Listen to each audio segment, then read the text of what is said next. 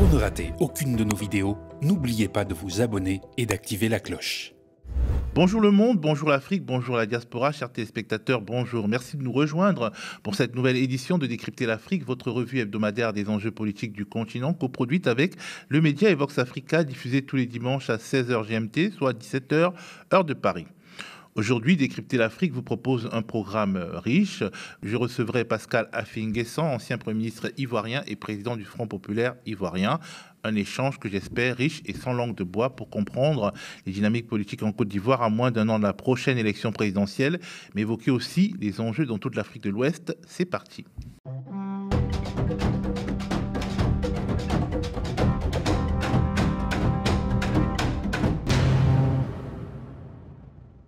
Pascal Affi-N'Guessan, bonjour. Bonjour.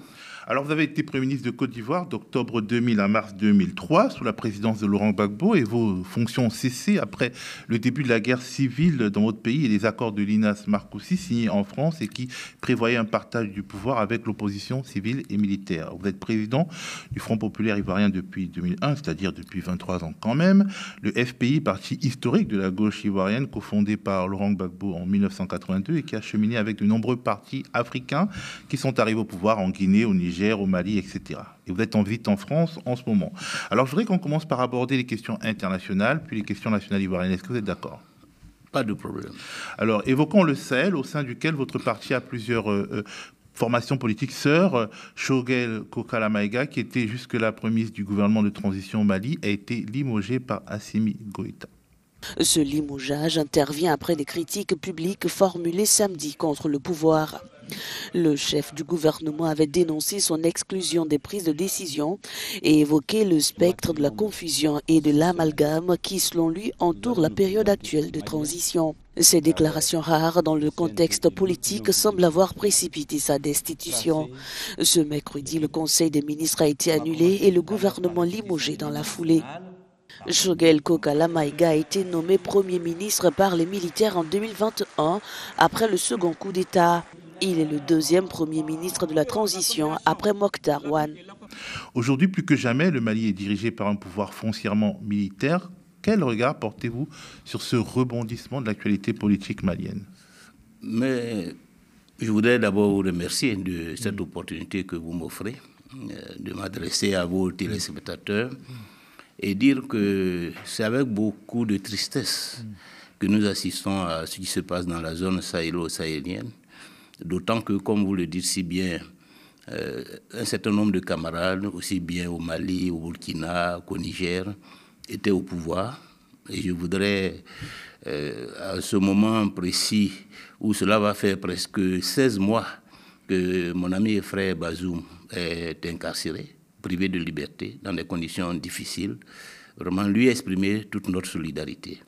Et depuis ce moment fatidique où il a été pris en otage, nous vivons avec lui les souffrances auxquelles il est confronté. Et nous espérons que ce calvaire ne durera pas trop longtemps et que les autorités nigériennes comprendront assez rapidement que la libération de Bazoum est une nécessité pour le Niger lui-même et pour toute l'Afrique, parce que le Niger ne peut pas se priver de la liberté de Bazoum. Le Niger ne peut pas se fermer au processus démocratique. Les Nigériens souffrent déjà suffisamment de cette situation. Et donc, notre espoir, c'est que le plus rapidement possible, la sagesse habite toute la classe politique nigérienne, tous les dirigeants nigériens, et que le camarade Bazoum soit libéré afin que le Niger puisse reconstruire sa cohésion nationale, s'engager dans une trajectoire de liberté, de démocratie et de prospérité.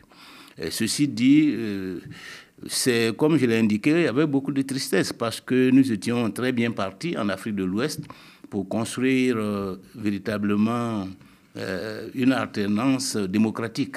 Avec l'arrivée au pouvoir de ses camarades issus de la sphère socialiste, nous avions bon espoir que la démocratie allait s'enraciner Et nous avons même apprécié tous les efforts que Roch a engagés dans le cadre du dialogue politique, de la mise en place d'un cadre institutionnel et juridique. Roch Marc Christian Kaboré au Burkina Faso. Donc c'était vraiment avec beaucoup de surprises que nous avons enregistré ces coups d'État, ces différents coups d'État. Vous parlez de Roch Marc Christian Kaboré, mais vous ne parlez pas d'Ibrahim Boubacar Keïta, qui est votre camarade et qui a connu beaucoup de dérives. Oui, bien sûr, mais je croit que Est-ce que vous reconnaissez ces dérives déjà? Non, mais je pense que, vous savez, le contexte politique national peut être, disons, au-dessus des capacités peut-être d'une organisation politique, d'un contexte politique. Le contexte malien est très, très difficile. Comme vous le savez, c'est un pays qui avait déjà connu beaucoup de coups d'État. Mais je parle de corruption, de clientélisme, oui, du fils du président qui était un peu omniprésent, ministre de la Terre et du Ciel, un peu comme mais toutes ces questions peuvent se régler démocratiquement, pas forcément par un coup d'État. Dans plusieurs pays du monde, il y a des situations de corruption. C'est le peuple qui doit trancher à travers des élections, à travers des alternances. Donc, à la limite, Ibeka aurait pu perdre le pouvoir dans le cadre d'une élection démocratique apaisée, que cela n'aurait pas conduit au drame auquel nous assistons aujourd'hui. Donc, je crois que les solutions de coup d'État ne sont pas forcément les remèdes à la mauvaise gouvernance. Et ces pouvoirs sont aussi caractérisés par l'incapacité à endiguer les rébellions et les mouvements djihadistes. Pas forcément, on ne peut pas systématiser. Si même un régime a failli, il ne faut pas systématiser. Ça ne peut pas être une tare pour toute une génération ou pour toute une classe politique. Et donc, ce n'est pas parce qu'on est socialiste qu'on est condamné, disons que nécessairement on va réussir. Tout comme ce n'est pas parce qu'on est de la droite qu'on réussit obligatoirement. Il faut laisser jouer le jeu démocratique. Un socialiste peut échouer là où un autre a réussi, tout comme un leader politique de droite peut échouer là où un autre leader politique de droite a réussi. Donc, la question en Afrique, ce n'est pas de savoir si on doit uniquement privilégier un camp, mais de faire jouer la démocratie et de faire jouer le processus de l'alternance pacifique. C'est cela qui est en jeu aujourd'hui dans le Sahel. Les solutions militaires qui consistent à priver le pays donc, de cette opportunité d'alternance, de cette opportunité de confrontation des projets politiques est dramatique. Parce que là, il n'y a plus de choix. On est soumis à un régime, il n'y a plus de liberté d'expression et tout cela ne participe pas à la construction de la nation, à la construction de la démocratie, à la construction du progrès. Alors, les pouvoirs renversés par des militaires sous les vivas de la foule, c'est important de le dire, au Mali, au Niger, voire en Guinée, au Burkina, voire en Guinée, ces dernières années, sont issus du mouvement démocratique des années 1990, un mouvement puissant que les gens de moins de 30 ans ne peuvent pas connaître. Est-ce qu'il n'y a pas là quand même une sorte d'échec collectif de toute une génération qui a soulevé les espoirs les plus fous sur le continent lors du printemps démocratique consécutif à la chute du mur de Berlin? Qu'est-ce qui n'a pas marché? Est-ce qu'il n'y a pas une sorte d'autocritique à faire? Parce que quand même, vous avez eu beaucoup, et ce patrimoine, on peut dire qu'il a été dilapidé au point que la rue chante les louanges de ceux qui ont renversé les partis uniques. Non, il faut reconnaître que ces régimes sont arrivés au pouvoir dans un contexte et se sont retrouvés confrontés à une crise d'envergure internationale. Il ne faut pas oublier que le terrorisme auquel ces pays sont confrontés est un phénomène international qui a même nécessité la mobilisation de la communauté internationale et que la gestion de ce phénomène-là ne relevait pas uniquement des partis qui étaient au pouvoir, aussi bien au Mali, au Burkina qu'au Niger. Voilà. Ça relève de qui également? Mais c'est vraiment le phénomène dont la communauté internationale était impliquée. Les Nations Unies elles-mêmes étaient impliquées à travers les missions des Nations Unies pour la paix au Mali comme au Niger. Et donc, la responsabilité ne peut pas être imputée uniquement au pouvoir en place. On peut peut-être leur reprocher de ne pas avoir eu la capacité... D'avoir été faible. Oui, mais la faiblesse est liée aussi à la faiblesse de l'État. Voilà. Parce que ce que les gens oublient, c'est que quel que soit le talent d'un homme politique, s'il a entre ses mains un appareil institutionnel faible, il ne peut pas faire prévaloir tout son talent.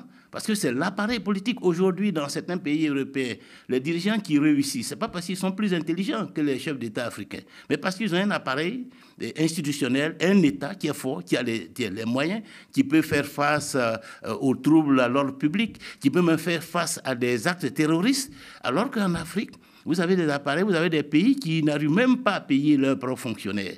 Mais ce n'est pas de la faute de celui qui arrive au pouvoir. Ce qui a été reproché au pouvoir, qui ont été renversés, c'est aussi une incapacité à communiquer efficacement avec l'armée. Et donc, les militaires se sont dit, vu que ces politiques ne nous écoutent pas, vu qu'il y a une lenteur à réapprovisionner l'armée, vu qu'une partie de l'argent qui doit servir à acheter les armes se retrouve dans les poches d'un certain nombre d'intermédiaires, mieux vaut mettre les militaires qui ont le métier des armes directement aux affaires. Parce que il y a quand même... C'est une fausse solution à un vrai problème. Ces coups d'État n'auraient pas été possibles sans le peuple, notamment. Non, mais je considère que c'est une fausse solution à un vrai problème. Personnellement, je ne suis pas d'accord pour dire que parce qu'un régime politique démocratiquement élu a échoué, il faut recourir à un coup d'État. Il faut faire jouer l'alternance, de manière à ce que, par le jeu de l'alternance, on arrive à des hommes politiques qui auront appris des échecs précédents, qui auront le talent nécessaire, la compétence nécessaire pour faire face aux défis auxquels le pays est confronté. Il faut qu'il y ait des institutions électorales fiables. Et on n'a pas l'impression que dans les pays dirigés par des personnes issues des alternances, la sincérité électorale était toujours la priorité. Mais le régime militaire est pire qu'une mauvaise démocratie. C'est ce qu'il faut aussi noter. Quelle que soit la qualité du processus démocratique, quelle que soit la qualité des institutions démocratiques, je préfère un régime où il y a un minimum de liberté de choix qu'un régime militaire où il n'y a aucune liberté de choix. Mais de manière un peu cynique, on peut vous dire que vous avez été Premier ministre grâce à une alternance qui a été précipitée par un coup d'État. Oui, mais enfin, ce n'est pas... Donc, ça vous a profité, les régimes militaires, d'une certaine manière, parce que c'était un régime militaire d'une plus courte durée que ce qu'on voit aujourd'hui. Mais justement, c'est ce que nous souhaitons partout. Ou si accidentellement un régime militaire prend le pouvoir, qu'il ne s'éternise pas au pouvoir, que le plus rapidement possible nous puissions retrouver disons, un processus démocratique, un régime civil. Or, ce n'est pas ce qui semble se dessiner au Sahel. Des fois, on a l'impression d'assister à une nouvelle guerre froide en Afrique subsaharienne francophone, avec des régimes très autoritaires, pro-français et pro-occident d'un côté, à qui l'on pardonne tout de ce côté-ci, et des régimes tout aussi autoritaires, mais que l'on dénonce avec force ailleurs. Parleriez-vous d'hypocrisie et de deux poids, deux mesures? Quand on regarde le Tchad, le Mali, le Gabon, le Niger, ou même la Côte d'Ivoire et ces pays-là, il n'y a pas le même regard que porte la communauté internationale sur ces pays. Oui, mais je crois que ce qui est important, c'est de savoir ce que les Africains eux-mêmes veulent. Le regard international, c'est une chose, mais nous, en tant qu'Africains, qu'est-ce que nous voulons? Est-ce que nous voulons être les jouets, les instruments de ces puissances occidentales, ou est-ce que nous voulons prendre notre destin en main, construire un développement endogène et discuter d'égal à égal avec la communauté internationale, essayer de faire jouer le talent des populations africaines? Je crois que le problème se pose en cela. Personnellement, en tant que responsable politique, ce n'est pas ce que veut la France, la Chine, la Russie. Ce n'est pas ça qui m'intéresse. Ce qui m'intéresse, c'est nous-mêmes. Qu'est-ce que nous voulons? Qu'est-ce que nous voulons et comment nous entrevoyons notre relation avec ces pays? Comment nous entrevoyons de faire jouer la coopération pour que si nous pouvons tirer profit de la coopération russe ou la coopération chinoise ou française, nous le fassions. Et que nous ne soyons pas otages d'une grande puissance. Que nous ne renoncions pas à une sorte de néocolonialisme au profit d'un autre néocolonialisme, ce que nous observons dans certains pays. Et c'est pour cela que nous considérons que ce qui se passe au Sahel est assez dramatique, parce qu'on a le sentiment qu'on rejette une forme de colonisation, de néocolonisation, pour s'enfermer, pour se jeter dans les bras d'un autre système qui vous prend en otage. Et je considère cela dramatique. Mais est-ce que le contexte dont vous parliez n'oblige pas les dirigeants à choisir leur camp? Ils ne sont pas condamnés à choisir. Personne n'est condamné à choisir un camp au détriment d'un autre. Ils le font de façon délibérée et parfois pour des intérêts politique personnelle, parce qu'il y a une volonté d'imposer, disons, un système politique, d'imposer une dictature, donc on s'accroche à un type de partenariat. Mais si on a la volonté de servir l'intérêt national et de faire jouer la concurrence internationale au profit de l'intérêt national, on devrait être ouvert à tout le monde, y compris à son propre peuple, à ses préoccupations, à ses desiderata, de manière à ce que la réponse aux défis auxquels le pays est confronté soit une réponse nationale et non une réponse imposée de l'extérieur. On assiste à un fort rajeunissement de la classe politique africaine, ouest-africaine, par les urnes, avec Bassirou Diomaye Faye, qui est né en 1980 et qui pourrait donc être votre fils, et par les armes avec, par exemple, Ibrahim Traoré, qui est né en 1988. Est-ce que tout cela n'est pas un signe générationnel, y compris pour vous, qui avez 71 ans et qui êtes à la tête d'un parti politique depuis 23 ans? Non, c'est sûr, c'est tout à fait évident, mais vous savez, ces questions-là doivent être aussi contextualisées. Les contextes ne sont pas forcément les mêmes. Le contexte burkinabé n'est pas identique au contexte ivoirien, qui n'est pas identique au contexte sénégalais. La Côte d'Ivoire fait face à des défis d'un autre type. Là, nous sortons d'une crise qui dure depuis près de 30 ans. Et donc, nous avons besoin d'affronter un certain nombre de défis, notamment le défi de la réconciliation nationale, le défi de la bonne gouvernance, le défi de la sécurité sous-régionale. Ce sont des défis qui fixent le profil de celui qui doit demain diriger la Côte d'Ivoire, qui n'est pas forcément le profil de celui qui doit faire face au terrorisme au Burkina Faso ou qui doit faire face, je dirais, à la reprise économique au Sénégal. Et donc, il ne faut pas schématiser. Il ne faut pas schématiser et transposer des modèles sur l'ensemble du continent africain. Et vous-même, vous le savez bien que dans d'autres pays africains, vous avez des dirigeants qui avoisinent les 100 ans, qui sont là. Le plus grand malheur de ces pays. Bon, enfin, je ne sais pas si c'est un malheur, mais ce que je note, c'est que les populations font avec. Et donc, c'est dire obligées. que... Ce ne sont pas des gens qui sont élus ça, c'est peut-être vous à la loyale. C'est vous qui le dites, mais en tout état de cause, ce qui est important, c'est d'abord de savoir qui, à tel moment, a le profil pour assurer la direction du pays, en termes d'expérience, en termes de jeunesse, de vitalité, et en termes de vision politique. Je crois que c'est cela qui est d'abord important. Plus que l'âge, plus que la condition sociale, c'est la capacité à incarner les aspirations des populations, la compétence à prendre en charge les problèmes des populations. Je crois que c'est ce que les populations vont observer. Et cela doit s'observer dans un cadre démocratique où il y a une confrontation des projets politiques. Et je crois qu'à travers ces confrontations, mais aussi à travers l'histoire que chaque leader politique a avec le peuple, cela devrait dégager un leadership pour conduire les affaires de l'État. Donc un Bassirou Diomaye Faye, un Ousmane Sonko ivoirien, c'est impossible. Ça ne vous fait pas peur? Non, je ne dis pas que c'est impossible. Mais dans tous les cas, il appartiendrait aux Ivoiriens de décider. Mais ils le décideront par rapport à l'histoire que ces dirigeants ont avec le peuple de Côte d'Ivoire, par rapport au combat qu'ils ont mené, par rapport au profil qu'ils dégagent, par rapport à la vision aussi. Voilà. Ce sont ces éléments. Quel que soit l'âge de celui qui va arriver, il faudrait que sur ces thématiques-là, la population soit rassurée. Par rapport à l'argent aussi, est-ce qu'il est possible de faire la Côte d'Ivoire en Côte d'Ivoire aujourd'hui, de la politique en Côte d'Ivoire aujourd'hui, sans avoir beaucoup d'argent? Or, s'il faut avoir de l'argent, mais il ne faut pas penser que l'argent seul suffit. Il ne faut pas penser que parce qu'on a de l'argent... On n'avait quasiment pas besoin d'argent. Oui, en 2000, nous n'avons pas eu pratiquement besoin d'argent pour faire l'alternance. Donc, ça veut dire que le changement est possible sans forcément être milliardaire. Le tout, comme je l'ai indiqué, c'est de pouvoir incarner les aspirations des populations. Et ce n'est pas parce que vous avez des milliards que si vous n'avez pas d'expérience politique, vous n'avez pas une histoire avec le pays, la population vont vous choisir tout simplement parce que vous êtes milliardaire. Non, non. Je crois que cette époque est terminée, cette époque est dépassée aujourd'hui et l'exemple sénégalais le prouve. Voilà. Je ne crois pas que ce soit sur la base de leur capacité financière et que Sonko et Diomaye Faye ont été élus.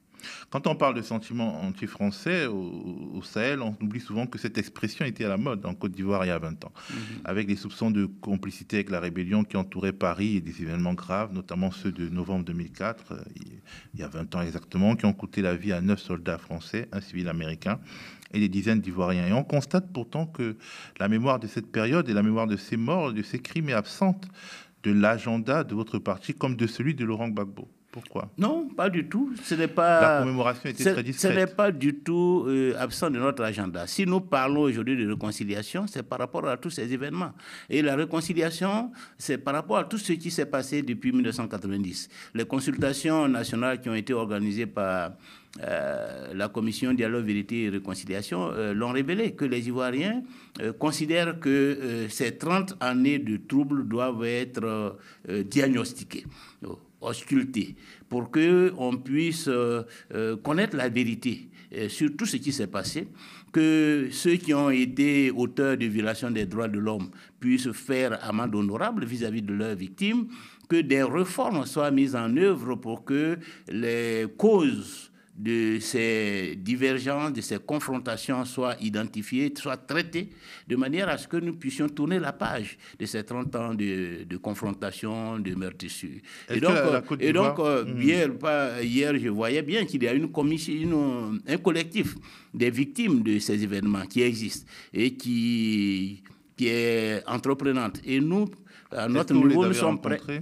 Et pas encore, puisque je ne suis pas en Côte d'Ivoire à l'heure actuelle, mais il n'est pas exclu. Nous avons déjà rencontré plusieurs groupements de jeunes qui ont participé à ces événements. Dans notre parti, même à l'occasion de notre congrès, certains qui sont membres de nos structures l'ont indiqué, que nous devons bâtir un programme de réhabilitation pour tous ces jeunes qui ont participé à la lutte contre la rébellion armée depuis 2002 et qui ont sacrifié leur jeunesse à cette lutte et qui aujourd'hui sont pour la plupart abandonnés à eux-mêmes. Voilà, ceux-là ont besoin de réhabilitation. De gens qui sont morts, tués par l'armée française. Bien sûr, leurs familles doivent être prises en compte. Ils ont souhaité engager une procédure judiciaire contre l'État français. Ce sont des initiatives qui ont besoin d'être soutenues. Parce qu'il faut effectivement... Et que vous soutiendriez? Mais évidemment que nous soutiendrons, parce qu'il est bon que ces événements-là ne soient pas oubliés et que la vérité soit dite et que si il apparaît véritablement que des crimes ont été commis, que les réparations aux parents des victimes... ont été connus, puis ils ont été commis devant nous. Bien sûr. Bon, donc les réparations appropriées puissent être accordées aux parents des victimes. Alors que pensez-vous des récentes sorties de Robert Bourgi sur la crise ivoirienne? Oh, pas grand-chose. Vous le connaissez, Robert Bourgi? Bien sûr que nous le connaissons. Nous le connaissons. Mais je n'en pense pas grand-chose parce que ce n'est pas une nouvelle. Tout le monde le sait. Tout le monde, personnellement, j'ai été un acteur de premier plan de toute la situation que le pays a vécue entre 2002 et 2010. Donc, il ne nous apprend rien, en réalité. La seule chose qu'on peut considérer comme... observable, c'est pourquoi il le fait maintenant, qu'est-ce que cela signifie, comment on décrypte cette sortie. Et nous, en tout cas au niveau de notre parti, nous considérons que c'est parce que le régime qui a été soutenu par les autorités françaises à cette époque, contre nous, a perdu la confiance de ses parrains, que certains acteurs, certains de ces éléments osent donc, je dirais, nous rejoindre dans les critiques que nous avions formulées à cette époque. Donc c'est tout ce que nous retenons, que c'est le régime, parce que le régime de Ouattara est lâché par ses propres parrains, que Robert Bourgi peut se permettre de faire cette sortie, peut se permettre de voler, si on peut parler de voler au secours de Laurent Gbagbo, d'affirmer une vérité qui était celle que nous disions il y a plus de 10 ans. Vous êtes candidat à la présidentielle de 2025, c'est dans moins d'un an, et vous êtes persuadé que l'actuel chef de l'État, Alassane Ouattara, ne le sera pas. Pourquoi? Parce que sa candidature pose plus de problèmes qu'elle n'apporte de solutions. En 2020 déjà, elle posait plus de problèmes. En 2020 déjà, il était dans l'illégalité par rapport à cette candidature qui était anticonstitutionnelle. Nous l'avions dénoncée. Cette candidature a occasionné plus de 80 morts. 2025, ça ferait 5 ans supplémentaires, ce serait 5 ans de trop. Et 2030, alors, le pays ne peut pas se permettre cela. D'abord, il n'est plus dans le même état physique qu'il y a 5 ans. Ensuite, lui-même, à plusieurs occasions, a affirmé qu'il fallait passer le flambeau à une nouvelle génération et que sa candidature en 2020 est principalement dictée par le fait que son candidat nous a quittés brutalement, qu'il n'était pas prêt. Quel argument peut-il avancer en 2025 pour justifier sa candidature? Il n'a plus d'argument.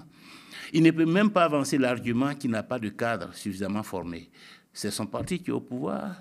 Il a un vice-président, il a un premier ministre. C'était déjà son parti qui était au pouvoir en 2020. Il y avait déjà des cadres de rechange. Oui. Et en 2025, encore plus qu'en 2020.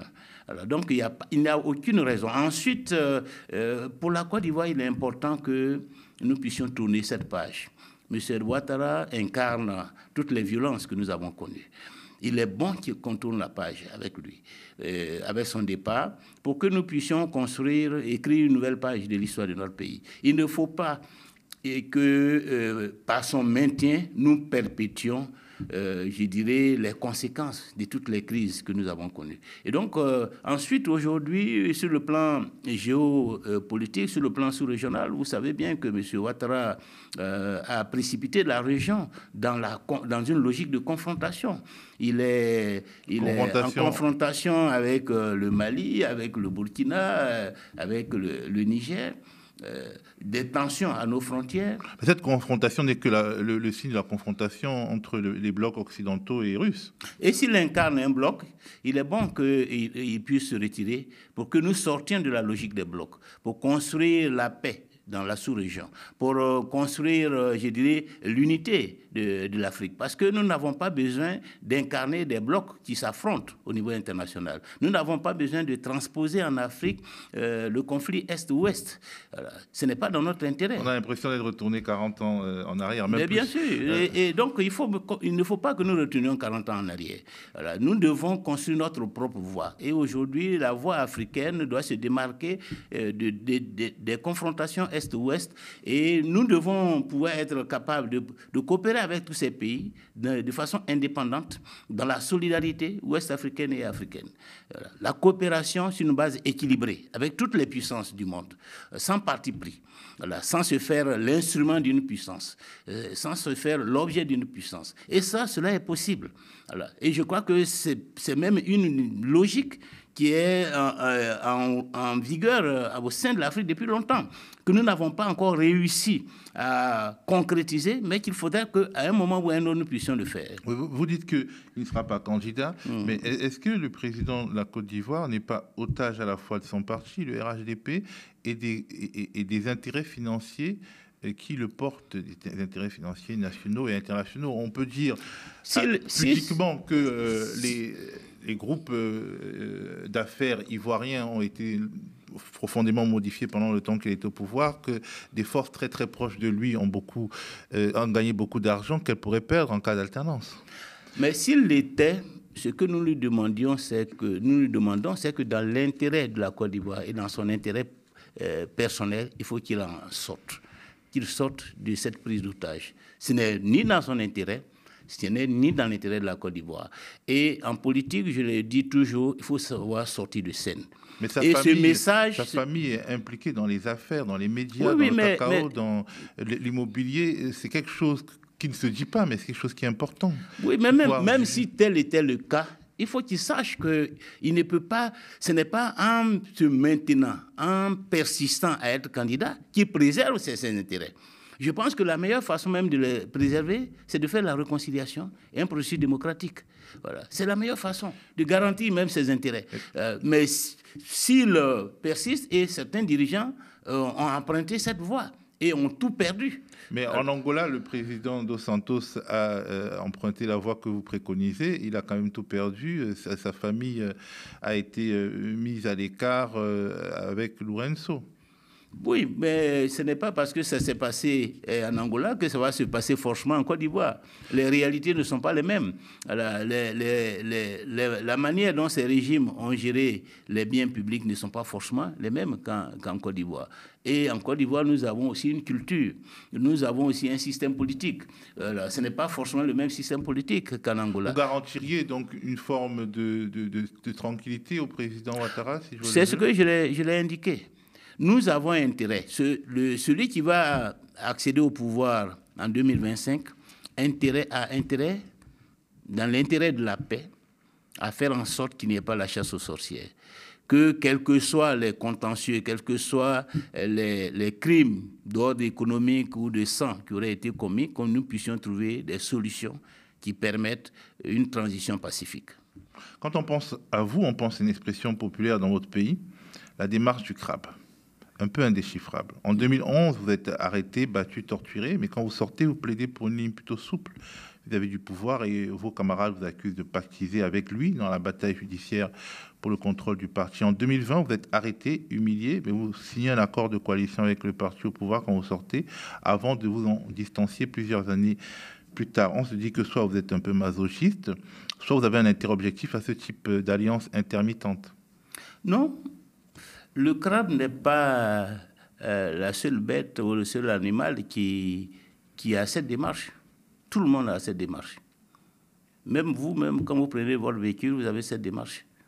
Vous ne foncez pas tout droit, y compris en surmontant les collines, etc. Vous avez un parcours qui épouse les obstacles du chemin. Voilà. S'il faut tourner à droite, s'il y a une crevasse, vous l'évitez.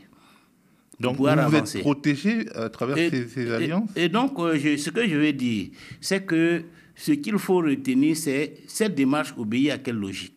Et cette démarche obéit toujours à la logique de l'intérêt national. Comment faire avancer l'intérêt national? Comment faire avancer la réconciliation nationale? Comment démontrer que nous ne sommes pas dans des logiques de rancœur, de rancune, de vengeance, et que nous sommes capables de discuter avec ceux-mêmes qui nous ont contraints à la prison, à l'exil, dans l'intérêt de la Côte d'Ivoire, parce qu'ils constituent une entité nationale, et que c'est avec eux que nous devons faire la paix. Si nous nous positionnons dans une logique de confrontation radicale, où il n'y a aucun espace de compromis, mais c'est la Côte d'Ivoire que nous maintenons dans la crise. Donc tout ce que nous avons fait, et personnellement je suis fier de ce que nous avons pu faire pour que la situation se normalise en Côte d'Ivoire, que certains camarades qui étaient en exil puissent rentrer et reprendre leur vie professionnelle et civile. Et nous sommes prêts à le faire. Et c'est parce que nous sommes prêts à le faire que nous avons signé ce partenariat en 2023 avec le RHDP. Parce qu'il y a encore des questions à résoudre en matière de réconciliation. Il y a un cadre juridique institutionnel des élections à rebâtir pour créer la confiance. Or, cela, ce n'est pas uniquement en criant dans la rue, dans les déclarations publiques que nous pouvons le réaliser. Si le parti au pouvoir est prêt à s'asseoir à la même table de négociation avec nous, pour que nous puissions en parler et trouver des solutions, nous sommes prêts à tenter l'expérience. Mais pourquoi vous avez rompu donc Mais parce que malheureusement, sur ce terrain, l'expérience a montré que ce parti-là n'est pas prêt à aller jusqu'au bout du processus de réconciliation nationale. Il a supprimé le ministère chargé de la réconciliation nationale en octobre 2023. Il a refusé que nous organisions un débat national, un séminaire national sur la question pour faire le point des avancées, mais aussi des insuffisances et voir quelles sont les mesures d'approfondissement que nous pouvons apporter pour que la Côte d'Ivoire sorte définitivement de ce contexte de méfiance. Ils l'ont refusé. Donc, nous n'avions plus rien à faire avec eux. Nous allons nous adresser aux Ivoiriens à l'occasion de l'élection présidentielle, leur proposer notre projet pour la réconciliation nationale, franche, sincère et définitive. Et si les Ivoiriens nous font confiance, ils verront comment on peut réconcilier un peuple divisé.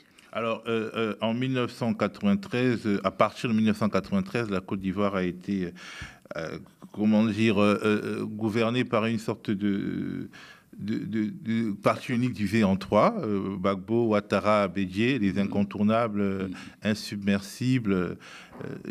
93 de 93, non, à partir de 1993 jusqu'à il n'y a pas longtemps, il y avait trois hommes qui dominaient la vie politique, comme une sorte de Paul Biya qui serait divisé par trois. Mais Henri Konan Bédié est décédé, et donc un homme est apparu dans la centralité de la vie politique ivoirienne, c'est Tidjane Thiam. Qu'est-ce que vous pensez de Tidjane Thiam? Je respecte les choix des autres partis politiques. Pour succéder au président Bédié, les militants, les cadres du PDCI ont estimé que M. Tidjane Thiam est la personne la mieux indiquée. Nous prenons acte, nous respectons leur choix. Vous le connaissez, Tidjane Thiam? De loin, nous le connaissons, nous savions qu'il a été à la tête du BNET, qu'il a été quelques mois ministre de feu le président Henri Konan Bédié, et qu'il était à l'extérieur du pays, qu'il a fait Polytechnique. Bon, nous le connaissions de loin, mais pas en tout cas sur la scène politique, pas dans les combats que nous avons menés pour la démocratie, contre la rébellion armée, pas dans ces combats. En revenant à la gauche historique ivoirienne, elle est fracturée aujourd'hui. Le FP historique a explosé en petits bouts. Vous avez un bout, il y en a d'autres qui ont d'autres bouts. Pensez-vous que vous pourrez retrouver Laurent Gbagbo et les autres avant la future présidentielle? C'est une nécessité. Ça nous garantirait davantage de chances pour l'alternance. Et le contexte actuel me semble favorable. Depuis l'appel du président Laurent Gbagbo de Bonnois, je crois qu'il y a un bon contexte. Et on l'a d'ailleurs noté à l'occasion de notre congrès, qui a vu la présence du PPACI, du MGC, du COGEP. MGC de Simone Gbagbo, MGC COGEP de Charles Blé Goudé. Donc il y a un environnement qui permet d'espérer que nous irons ensemble à cette élection de 2025. Nous mutualiserons nos efforts pour pouvoir gagner, pour que notre famille politique gagne, et en ce qui me concerne, en espérant que, ayant mutualisé nos efforts pour gagner, nous aborderons la question de la réunification pour gouverner. Est-ce que vous serez prêt à vous retirer au profit d'une des autres figures de cet ex-bloc? Mais ce n'est pas cette question pour le moment qui est à l'ordre du jour, puisque j'ai personnellement été choisi par le Front populaire ivoirien comme le candidat à l'élection présidentielle. Mais si elle était posée, nous l'examinerons. Nous ne nous déroberons pas à un débat sur la question, d'autant que personnellement, je considère que dans cette famille politique, j'ai aussi les atouts pour représenter cette famille politique valablement à cette élection de 2025. Alors, il y a l'enrôlement électoral en Côte d'Ivoire qui est en train de se terminer. Laurent Gbagbo n'est toujours pas éligible ni électeur. Est-ce que vous pensez que c'est terminé pour lui sur ce combat de 2025, ou qu'un arrangement politique est toujours possible? Vous savez, en politique, rien n'est jamais terminé. Et il est toujours hasardeux d'affirmer certaines choses s'agissant du contexte politique. On ne sait pas ce qui peut se passer d'ici 2025. On ne sait pas comment peut évoluer ce dossier des droits civiques du président Gbagbo et de Charles Blé Goudé d'ici 2025. Ce que nous souhaitons, c'est que cette question soit réglée. Parce que de notre point de vue, c'est une question aussi qui relève de la réconciliation nationale.